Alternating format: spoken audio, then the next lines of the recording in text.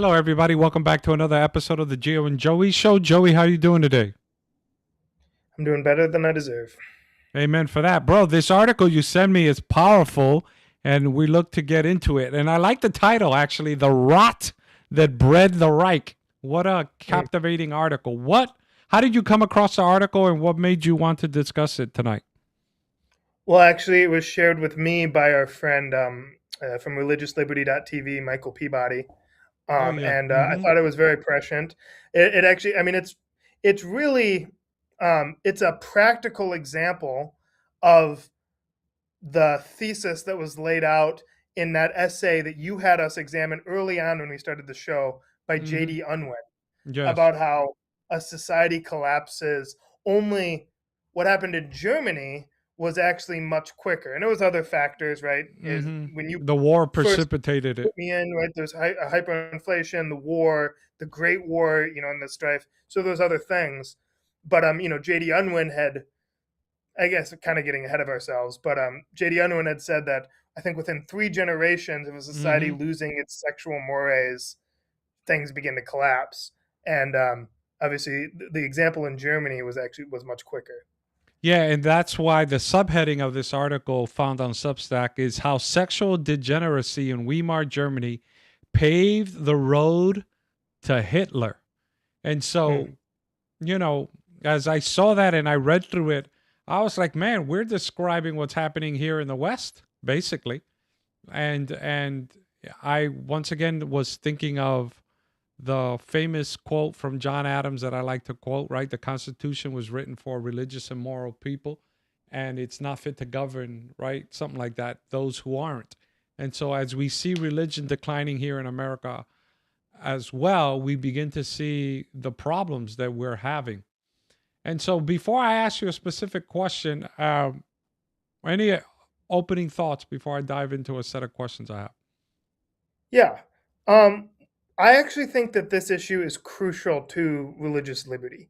And I Mm-hmm. think it's something that's often missing in our religious liberty presentations as a church and as a people, right? Rightly, because, our reading, and I believe this is true, of Revelation 13, right? We know what's coming. Mm-hmm. And so a lot of our religious liberty prognostication is about looking into the news to try to prognosticate about what politicians or what parties or what bill, whatever is going to lead to, the persecution of God's people that Of we know is Christians, yeah. coming. But I think sometimes we sleep on this story. And Mm-hmm. it's the story, but the American founders completely understood this. I think the Adventist pioneers understood this, but that free society, right? It's in the term, right? When we talk about self-government, right? America being an Mm-hmm. experience self-government, but the implication of that is that it's a society of self-governing people, right? And so in looking, we look to, okay, which guy is going to be the guy? But what we miss, the story that I think we often miss, is the ways in which society has been slowly creeping to the point where, there's so much chaos, there's so much disorder that free society cannot maintain itself anymore. Right. And one of the points it brought up in this article is that when there is no order, the people begin looking for a strong man or Mm-hmm. like they want, then that's when the people welcome in authoritarianism. It's because the moral guardrails of society have so broken down that people in their, fallible but yet desiring for ordered minds begin clamoring for order at any cost. Yeah, and it shows not only that, as you're pointing that out, right? They're clamoring for something else because they themselves have lost or abdicated their own agency to make the moral changes themselves within the family, within society, within. So they're looking for something external to make that change for them. I want to show you something here from the article, and I purposely cut it right because we'll get to the second half of this. But this was pre Germany, prior to this moral degeneracy that was led by the embarrassment, as the article says, of losing agency post World War One. And so the foundation of order pre 1914 was Christian sexual ethics, duty, monarchy, and natural law, right? The role of the woman was guardians of domestic piety, motherhood, and the family unit. Public morality, modest, censorship of obscenity, reverence for the sacred. And the national identity was unified fatherland under the Kaiser with deep Volkish roots, right? In other words, it was grounded on Christian ethics. But what happened in the meantime, according to the article? Well, I think you kind of alluded to it, right? In the Great Mm-hmm. War and the disillusionment that came from losing that war, um, I think that one of the major things that kind of affected people's psyche, right? A kind of nihilism set in, right? Mm-hmm. And Andrew Clavin has brought this point up about both world wars and the civilization of Europe, is that basically, Western society. Now, obviously, I'm very America focused, right? And I think Mm-hmm. America has been at the cutting edge of advancing, Western society onward. But, European society, like many of the roots, right? Many of the rights that the American founders recognized as universal rights were first discovered and considered the rights of Englishmen, right? Mm-hmm. And the founders basically said, "Is like, wait a minute, you're not treating we're supposed to be Englishmen, and you're not treating us with these rights." But then Thomas Jefferson and Madison and these guys actually went further, and they said, "No, no, no, we have these rights because they're a creator." But still, if there had been no Magna Carta, would there have been an American Revolution? Probably not, right? And so Mm-hmm. the societies of Europe had done a lot to advance civilization, and yet, in 1914, and particularly because the reasons for World War II are more clear, but Mm-hmm. particularly World War One, I mean, it's literally, was it a Serbian assassin shoots an Austrian prince or archduke, and like then because of these rigid alliances, well then that draws this ally in, and then that draws this ally in, Mm-hmm. and it's like it kind of all spiraled for no one particular cause, and like the societies of Europe were never the same again, Mm-hmm. and obviously for the losers of the war, Germany, right, being the biggest, that was most acutely felt, and that kind of led into a sense of nihilism. And then in that vacuum, this loss of meaning, there arose, and it's always generally more like elite classes, academic classes, who said, well, maybe there's a new morality. Maybe, out with the old, in with the new. And when you actually look in, and obviously this article really touched on it, and I had, Mm-hmm. because I think it was Matt Walsh, it did a, was it a, it wasn't in, I don't think it was the What is the Woman documentary, but he did some research on like the Frankfurt School, and the guy that's mentioned in this article, and I can't remember his name. Um, uh, I'll have to Well, look it up, anyway, but let me jump in here, right?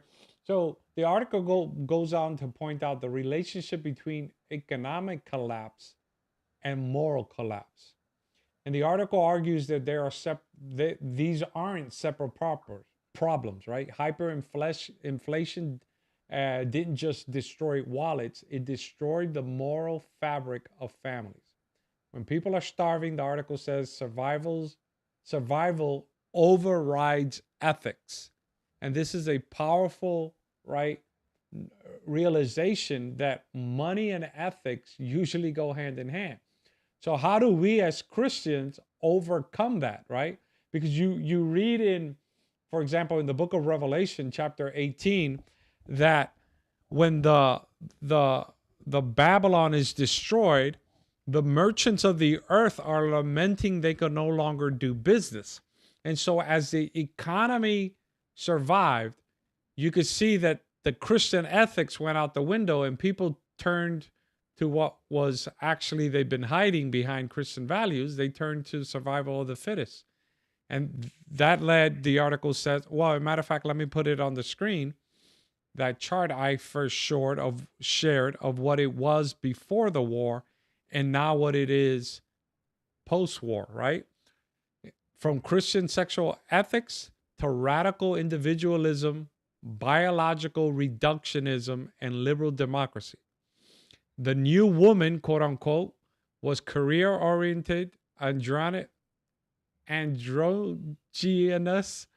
rejecting procreation, ubiquitous pornography, open prostitution, and celebrated sexual deviance. Deeply fractured, dominated by cosmopolitan elites and Marxist internationalism. Boy, that could be Yeah, talking about America today. Go ahead. you could go ahead and pull that back up because there's one Mm-hmm. point I'll make. First of all, the trends that this article talks about, I thought it was a great article, and their history of the Weimar Republic is very good. The one thing that I would just comment on is that Mm-hmm. in this chart they have a little bit of a contradiction, right? Because they said radical individual and biological and liberal democracy. Well, I would certainly agree on the radical individualism, Yeah. biological reductionism part. But then they say liberal democracy, but then at the bottom they say deeply fractured, Marxist. dominated by cosmopolites and Marxist Mm-hmm. nationalism. But Marxism, and I think this is sometimes a problem just in our popular discourse, Mm-hmm. is we sometimes talk about liberalism, right, in contrast to conservatism. And Yeah. so we kind of think left liberal, right conservative. But really, I mean, the It's not American the. experiment was a liberal Yeah. democracy. Mm-hmm. So, but I think the core point, maybe tying this in, is that a liberal democracy, and this is what the founders obviously believed, right? A liberal democracy, constitutional republic, whatever, a free society. These are all just terms for that, Mm-hmm. right? They require that strong moral order, right? And the Weimar Republic, right? They put themselves up as a republic, but they didn't have that basis, and so it could not work, right? Power abhors a vacuum, right? In other words, when to the point it made about the women, being the Mm-hmm. guardians of morality, right, being the caretakers of the home, but that also implies fathers were making it possible for those women to be the Yeah. caretakers of the home, providing for their families. In other words, neither, right, people who those who try to give us into a gender war, like they're our enemy as civilization. What Mm-hmm. I mean by that is Mm-hmm. like the differences between men and women is one of the greatest things in the human race. Like it's glorious, right? Women are not lesser to be Mm-hmm. trampled underfoot, right? No, but Eve was made out of Adam's side to stand Yeah. shoulder to shoulder, and so they both have a God ordained role, both in the family, and yes, and that role transfers to what they do for society. Yeah, that's what the second point, as the article was summarized, was the moral vacuum thesis, and this is what you brought up, right? The core argument is that when you remove God, family, and shared moral convictions from a society, something worse fills the void, and we see that here in America. Once you lose the core family, now we have Heinz 57 genders. We have people trying to transition kids. We no longer believe in the sanctity of marriage between a man and a woman. And then and we see the lack of respect and morality in society based on those shortcomings. And that's what happened to Germany, and we see it today. Hmm.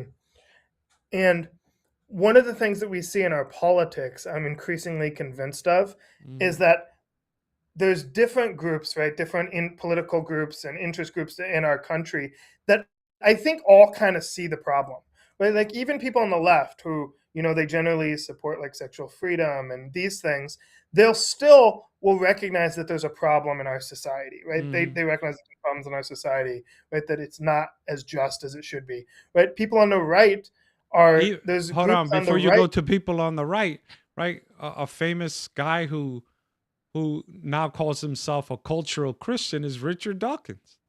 He Hmm. recognizes that the values of a Judeo-Christian society are much better than the alternatives he sees around them, especially in his native England, right? And he doesn't call himself a Christian, like converted, but he wants to live in a Christian Judeo society.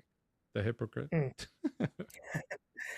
And So one more thing about the people on the left, right? So their Hmm. solution to the problems of society, right, is kind of doubling down on their progressive view of history. That any problems that the revolution has caused, it's only because the revolution hasn't gone far enough, right? I think that's kind of how Hmm. progressives see it.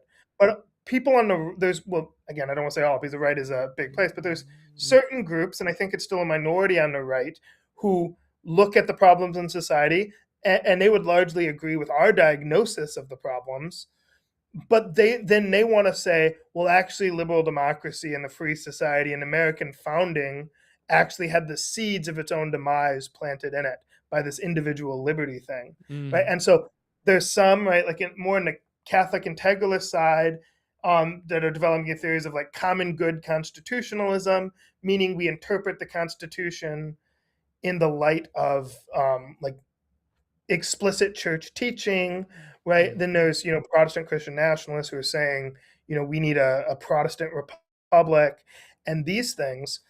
But I think, and I'm going to reference some sermons that were preached at my church, not this past Hmm. Sabbath, but the one before, by Andrew's professor, Dr. Wood, Dr. Gary Wood. And he preached in the title of the sermon. If anybody wants to go, they can go to the Global Seventh Adventist Church website or YouTube channel, and you'll see them there.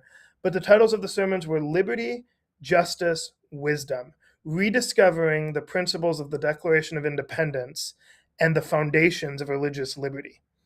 Because what we have forgotten, that almost everyone, right, left, and center has forgotten, is that the Declaration once served as the universal, non sectarian national moral framework.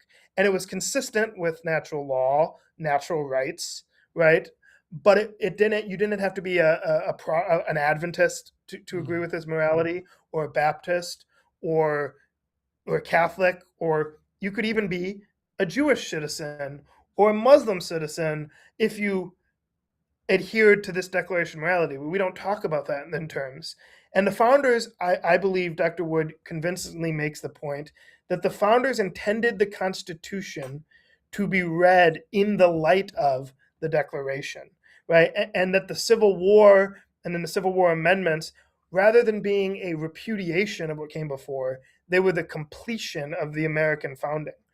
And that is why, right, and the history he did on early Adventists I thought was particularly interesting, because he showed how the Adventists who joined the abolitionist movement, in the lead up to the Civil War and during the Civil War, they actually didn't argue from the Bible to convince people against slavery, right? Hmm. Because, right, you had these fancy Southern theologians who were making what they thought was biblical arguments in defense of slavery, and I think they were bunk. And I think if you actually take the full record of Scripture, you'd have a different Yeah, yeah, approach. yeah. Hmm. But the founders, like Abraham Lincoln, weren't appealing to that because that's sectarian. That's how do you interpret the Bible? These things.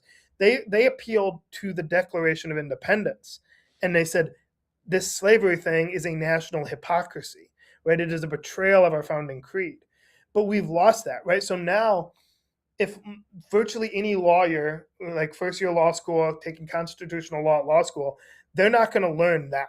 They're going to learn that the Constitution, and this is right, left, or center, they're going to learn that the Constitution protects certain rights, and like the fact that the law, the positive law, Hmm. lists them, that's why we have them. But that's not what the founders believed. They No, believed the no, yeah. Constitution was codifying rights that we already had.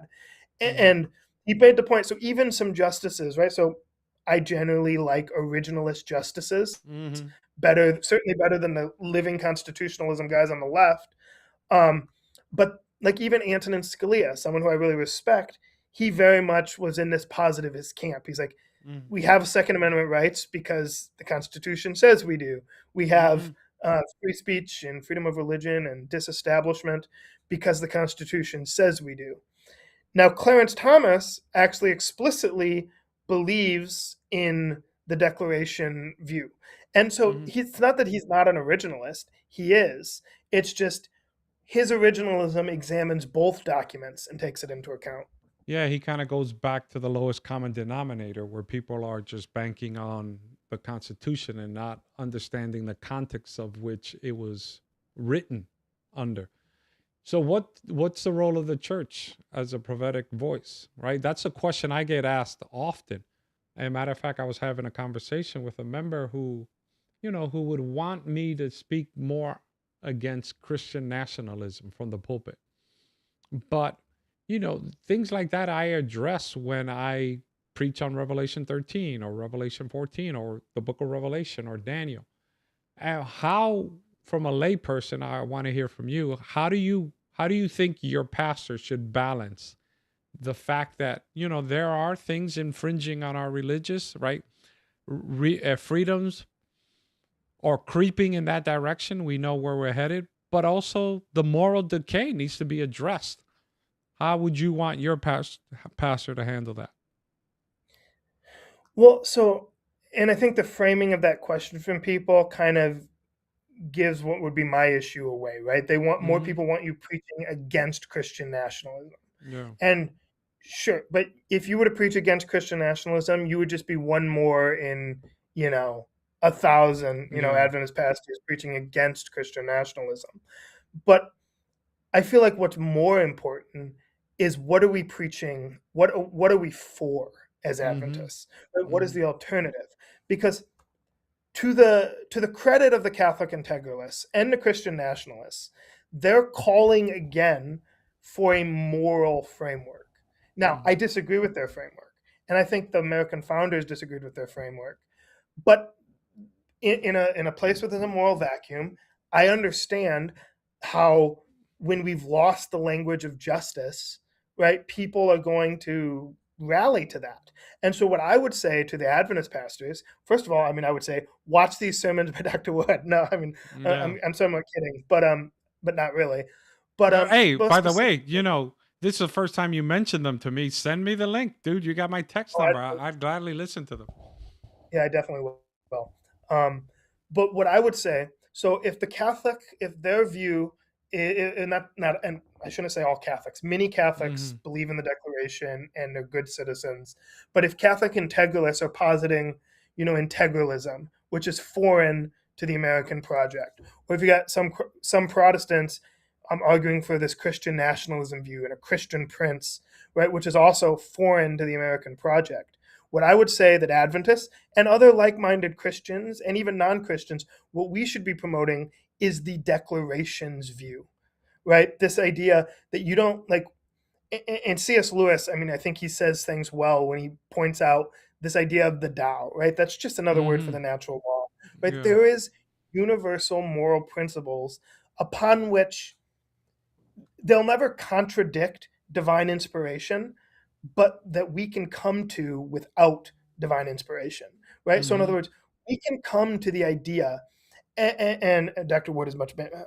Maybe I need to invite him on the show. Yeah, you should. But Hey, basically, go what ahead. it does is what the founders did, what the declaration does is it roots these principles in nature, right? In other words, and Thomas Jefferson talked about this, James Madison, all the founders, that no man, right? I think it was Jefferson who said, "No man is born with a saddle on his back to be ridden, or with spurs on his feet to ride." Right? Mm-hmm.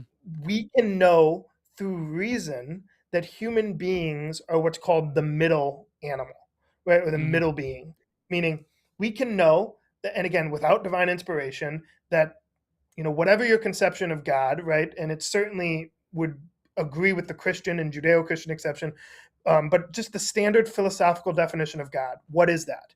Well, he's all perfect, all knowing, all good, right? Well, we can know from reason that no human being is that. And we can also know by reason that no human being is on par with dogs or cats or horses, right? I love my dogs, but my dogs cannot consent for me to govern them. And yet I Mm-hmm. do govern them. And, Mm-hmm. and that's not wrong. But we can know through reason that human beings are not a beast to be ruled and they're not a god to rule, right? And so we can come to this through reason. And none of this, and again, to the Christian who's like skeptical, is like, but we believe in the Bible. Nothing in the natural law, right, in the natural rights doctrine will contradict divine inspiration. But, Well, and I'll make it more, Romans chapter 2 of the Bible. I mean, Romans chapter 1, sorry. It gives us, and 2, right? Gives us that notion of understanding, you know, that we can make these arguments without appealing to scripture. We're not telling people to forego scripture or forego their faith, but the atheist or the non believer is not going to take anything on authority because the Bible said so. So, can you make the argument from natural law? Can you make the argument from reason? Can you make the argument that your way of thinking without appealing to the Bible is actually better? Because it is.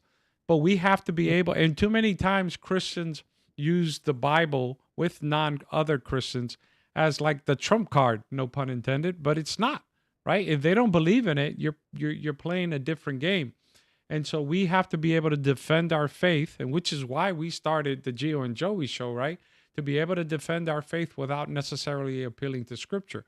We're both faithful Christians.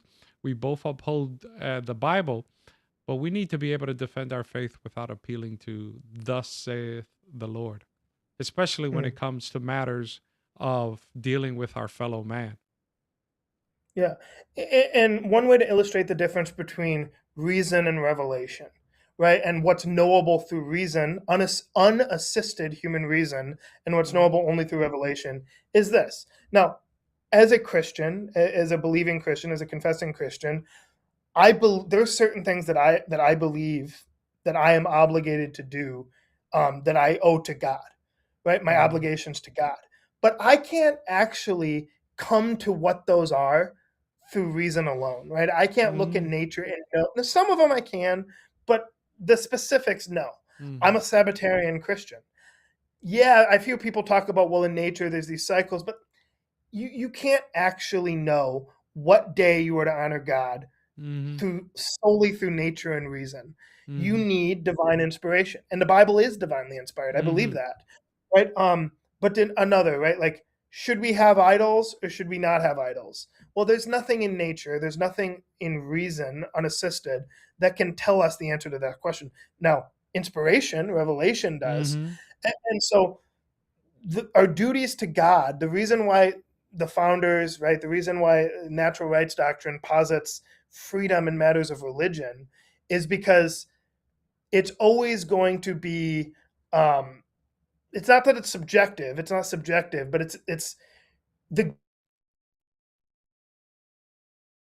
No. God himself is not giving us our laws. And so whoever's in government is just another man. And so if they're dictating the difference of which religion is good and which one religion is bad, that's resting in man's fallible authority. Going back to the article, and I agree with what you say there.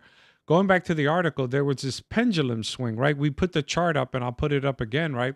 Where you had these conservative values pre-war, and then hedonism, basically post-war.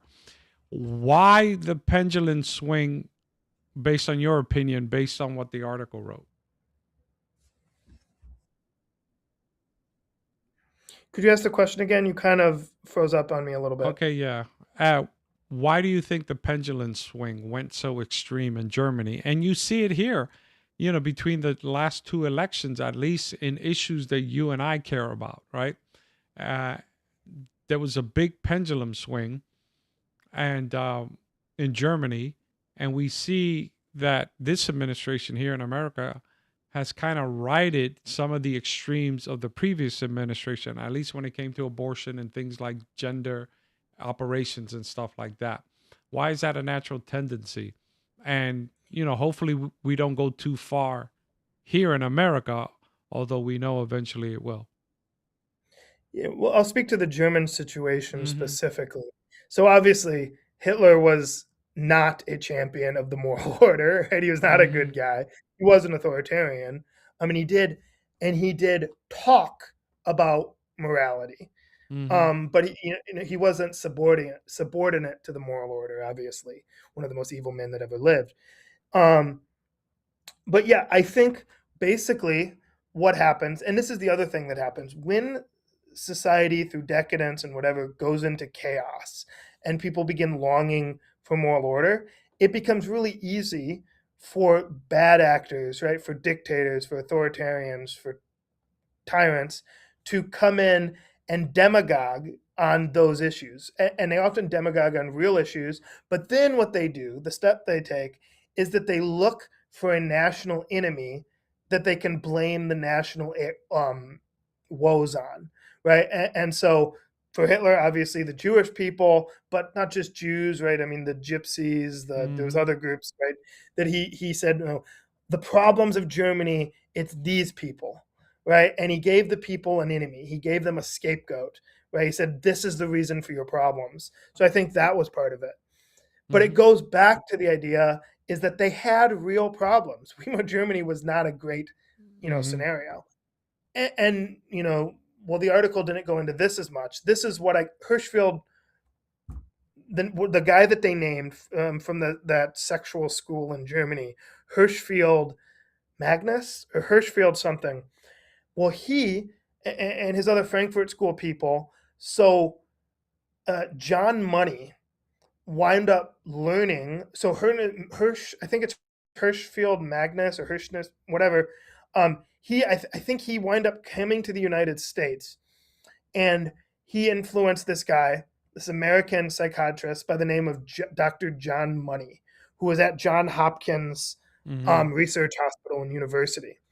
Now, if anyone does not know the name John Money, you should. He's one of the most depraved men that has ever lived, one of the most depraved Americans, certainly, that has ever lived. And really, he's the father of modern gender theory but as the article talked about, transvestitism and all this other sexual experimentation that was going on in Germany. They also in the article talked about like the sexual exploitation of children, child brothels that popped up in the Weimar Republic. But all of these weird sexual ideas wound up transferring to these communities, particularly certain academic and medical communities in the United States, and began being promulgated. And so a lot of the transgenderism debate that we're getting, where the intellectual forefather of it in America is John Money, but he was influenced by these Frankfurt School, for lack of a better term, weirdos and nut jobs. And John Money himself, everyone should look up the story of the Weimar twins. These were two twin boys who were born, and John Money, somehow he convinced their parents. I think there was some issue with in the birth of one of the, at one of the child's birth, right, when he was coming out, there was some kind of accident where his genitals was messed up. Mercy. And so John Money convinced the parents to let him just remove the genitals and then for a social experiment to raise the son with the intact genitals as a boy and the other son as a girl. And these kids would then come back in, the Weimar twins would come back in and check in with Dr. Money, periodically, and he would take notes. But when you read the notes, and don't do it right after you eat. It'll repulse you. But he's got charts where he's apparently trying to record the orgasms of babies and all sorts of other weird stuff. I mean, there's times when he apparently had the boys like perform sex acts on each other and all sorts of weird stuff. Oh, yeah, and let's keep it PG, dude. Yeah, I'm saying it because I think it's important that like when the transgender topic comes up, it's always come up as like this is the loving, kind thing to do to people. Yeah. And one of the things that the left is good at is weaponizing Christian compassion to say, oh, well, come on, don't you want to be compassionate towards these poor, struggling, transgender people? It's like, yes, I want to be compassionate to people, but the truth, a theory born out of this man's work is not compassionate to anyone, and I'm not going to be bullied into saying that it is. Yeah, and that's where the author draws direct lines to transgenderism, ideology, drag culture, right? And here you see in America, OnlyFans, declining birth rate, the marginalization of Christian ethics, and going back to J.D. Unwin, which we launched a podcast many years ago, was that fact, right? As we begin to ignore God and Christian ethics, you see the decline of society, and we see it today. More and more, we're polarized. Back in the day, we can have, whether you're a Republican or Democrat or independent, we can have discussions, but for the most part, the framework and the foundation of our morals were the same. Now it's more and more polarized, and it's going to lead to more and more deeper or wider pendulum swings. Hmm. And so that's the danger of leaving a moral framework of Christianity. Just one practical example of how we see declining morals leading to a bigger and government more capable of controlling more aspects of your life is, I mean, you think of what has the rise in promiscuity, the declining marriage rates, and the increasing of like shacking up and out of wedlock births. What has that led to? Well, and by the way, I want to say this up front. This is not to demean any hardworking, faithful single mothers who, Mm-hmm. chose life and they're doing the best they can. I think these people, these women, often just deserve a lot of praise and support. Um, but when you have the majority of births coming to out of wedlock mothers and stuff, well, there's going to be more financial need in those cases. And so there's going to be more need for welfare. Well, in order to administer a welfare state or whatever, you're going to need a bigger administrative government. Well, what can a bigger government do? Well, it can dictate more aspects of your life. And so and I'm just going to praise the wisdom of Ellen White here. One thing Mm-hmm. that she talked about that I think is actually essential, not just to Adventists looking at the times in which we're living, but it is essential to them, but to all citizens of a free government. She said, you should try to live a simple life. You should have sound business principles. She talked about that, right? You should know how Mm-hmm. to make money, but you should know how to do practical things. You should know how to farm. You should know how to take care of yourself because self sufficiency and self government and Republican government are tied inevitably together. And that goes on when it comes to the personal morality side, that's part of it, and just the industrious side, right? Like as the morals decline, we start needing, right? In other words, we don't have fathers and mothers to raise us and to guard the purity of our homes. So we start looking to government to be daddy and mommy, right? And so I think it's important that a Christian moral ethic and just and I would just expand that to let's call it the Declaration's moral ethic to Mm-hmm. include our non-Christian citizen friends. That moral ethic is is the moral ethic of a free society. And the more we've lost that, the more we've seen our freedoms start to dissipate. I mean, if as you alluded to the Declaration thesis, right? I mean, just look around society today. What happened here on Palm Sunday in Nigeria? They killed over 500 Christians. You ask any sincere atheist, where would you rather live? In a Christian nation or in a Muslim nation? Right? And if they're honest with themselves, it's going to be in a Christian nation. Even, well, I was going to say a joke, but let me not joke. But even those on the far left, right? If you really had to give them truth serum, where would you rather live? In Iran or here in the United States? Many of them, because they're not really faced with that option, would say in Iran, because you've heard many of them say, you know, gays for Palestine. Well, but in They wouldn't say reality, that, Palestine. no, exactly. In reality, if you gave them a one way first class ticket to go there, they wouldn't take it. Why? Because they understand that Christianity doesn't force the conscience. And we saw, this article is about Germany, but in our culture, right, in our understanding, we believe prophetically the French Revolution was similar, right? They now granted Christianity didn't do themselves any favor because the Christianity of that day was very corrupt. But what the French Revolution ended up doing was throwing out the baby with the bathwater, right? And the pendulum they swung was the God of reason, no morals, no rampant hedonism and promiscuity, and even try to change the seventh-day week, the 7-day week, to a 10-day week. All of that just to oppose God, and it doesn't work.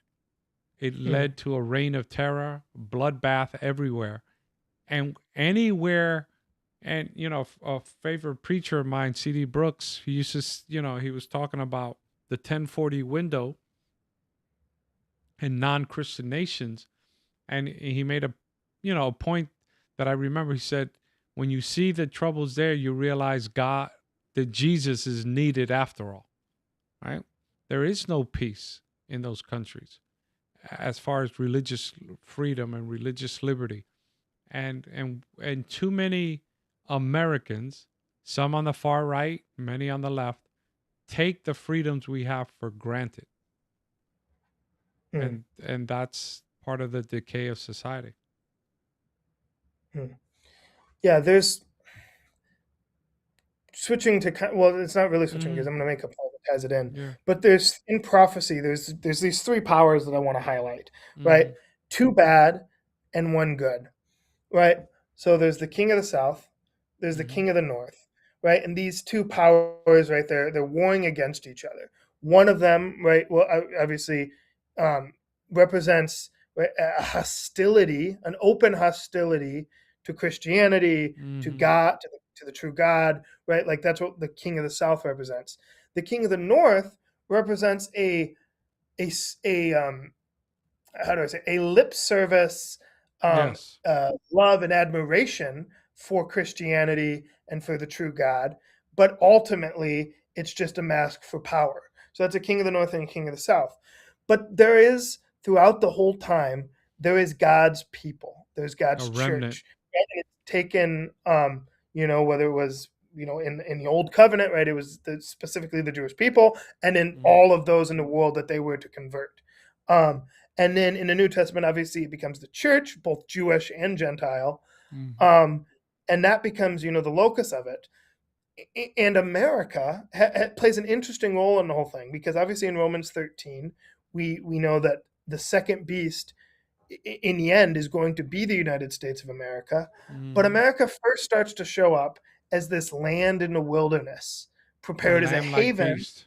Yeah. for God's people, right? And in so long as America is a haven for religious liberty, a haven for, Liberty of certainly for God's conscience. church and liberty of conscience, in so long as it's that, the way I've kind of explained it, in so long as it's that, and so long as it sticks to the Declaration and the Constitution, it is kind of, it's riding with God's people. But when it throws off and it repudiates the principles of its Mm-hmm. constitution and declaration, it jumps ship to ultimately, I believe, the king of the north Mm-hmm.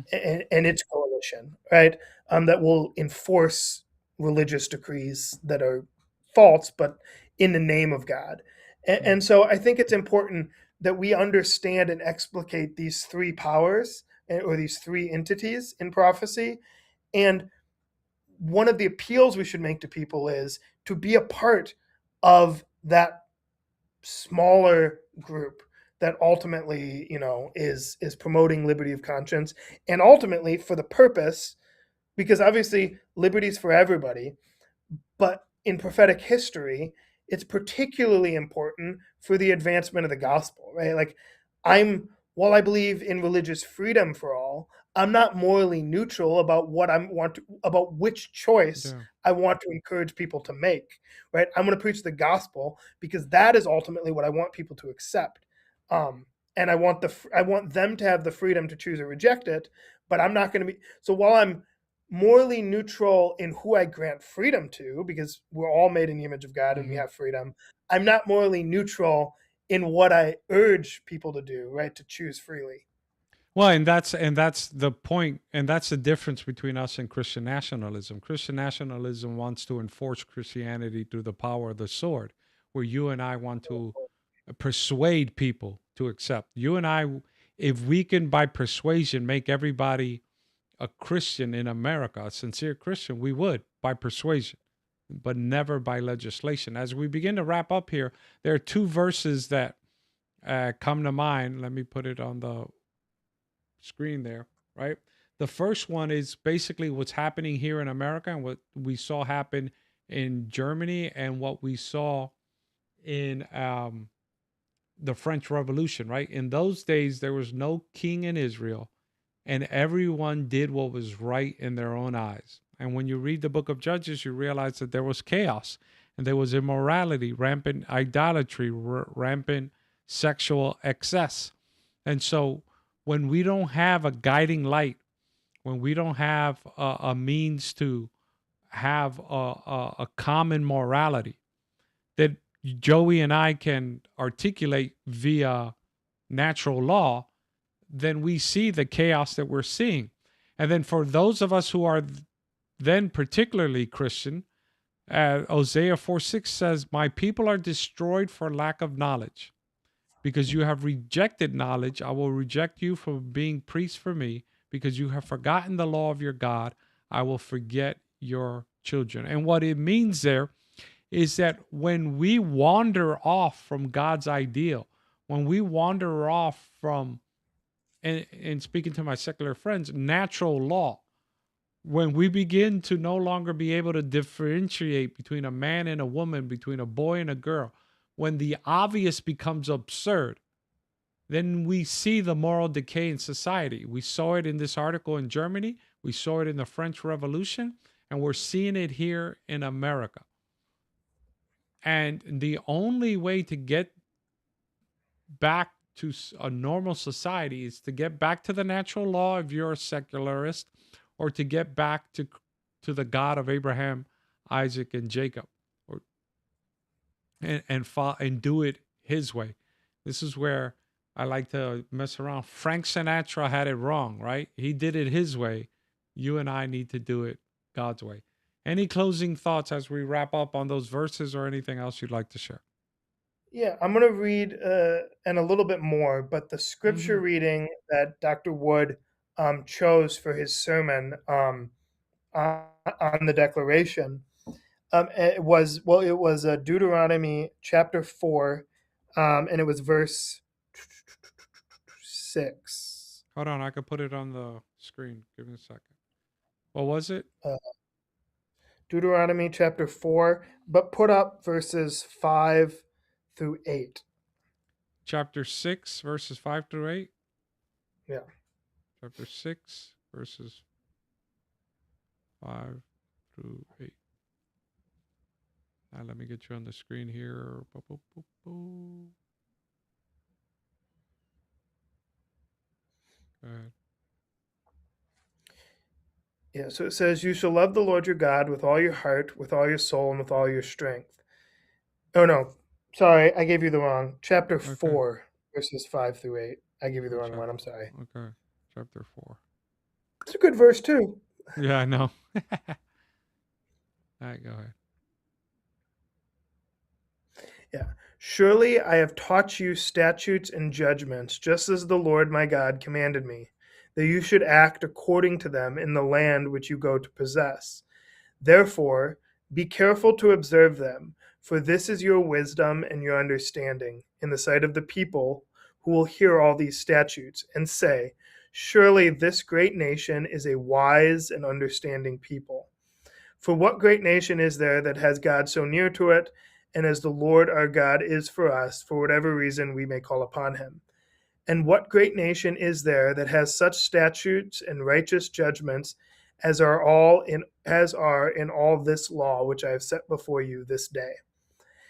And obviously, right, God is not coming down telling any political leaders how to run the government. So we don't live Mm-hmm. in a theocracy.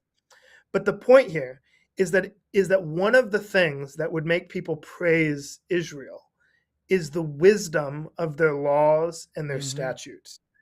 Well, think about America, right? America is the lamb-like beast.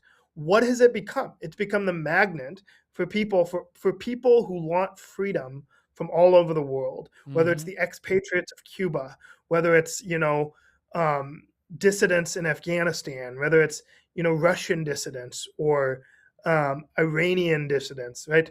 What do all these people find so attractive about America and have for generations? Is that here, right, living under our Constitution and our Declaration, right, because it is aligned with the natural law, right, and it gives people freedom, but also still encourages moral order. Because of that, it's become it's looked at to the world. It's been looked at the world as the beacon of freedom. And insofar as we lose that, right, we will no longer be called a wise and great nation, right? Insofar as we Mhm. stray from our founding principles. And so I just think it's important that we actually pursue justice as a nation. And as long Mhm. as we keep doing that, we'll continue to have people say of us, right, is this not a wise and understanding people? And this is why you and I, right, individually in our own lives, have to live what we teach. Because the Mm, problem I think too many people make today is that they seek for the crowd to lead the way. And the crowd will never lead the way. The crowd will dissolve mainly to its lowest common denominator. It takes courageous individuals to change it. And it begins with you and it begins with me. And as much influence as we can exert, whether we have a large show or a small show, whether we have a family or single, in our circle, we must live out the principles we preach. Until next time on the Gio and Joey Show, be faithful until the end, and you will receive the crown of life. amen. Where did it go? There we go. Trying to find the end button.